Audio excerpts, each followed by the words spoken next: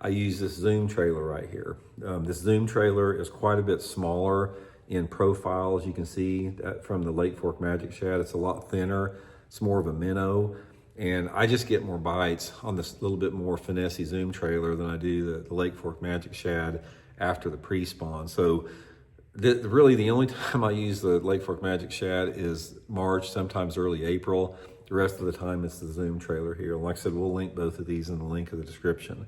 Okay, now given that, let's talk a little bit about the color. The color has a big impact on catching fish, and color to me is dictated by two different things.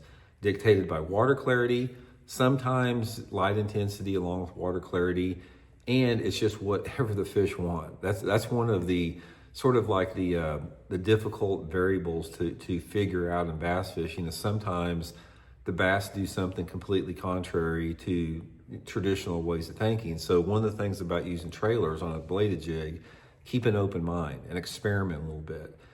The way you experiment is if you are getting some bites on a bladed jig, say you're using a white and chartreuse with some type of a pearl or shad pattern trailer on it, once you know they're biting a bladed jig, then experiment with the trailer after that, because sometimes you can hit upon a trailer that works better than the one you're using.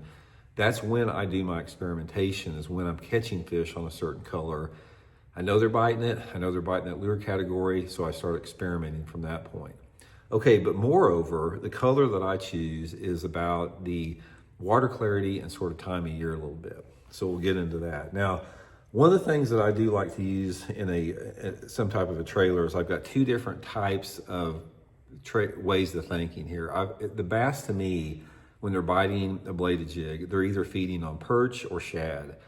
So the colors that I'm using are indicative of sort of trying to match perch and shad a little bit. And one of the things about color, guys, is you don't have to match it perfectly. Say, for example, if you see a bluegill and the bluegill's got some yellow and some blue and some green and all this type of stuff, you don't have to match every single color and every single shade. Just get it close. I mean, that's all you have to do. So first one is some type of a white or pearl. Now, this to me, a white or pearl, is probably the one that I used least of all, but this is one of the favorite colors of people using a bladed jig.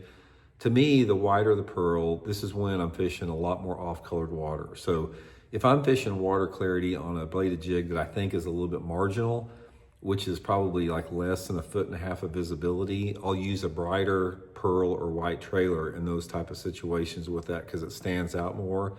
Or if the water's a little bit cleaner, I may use, something, same type of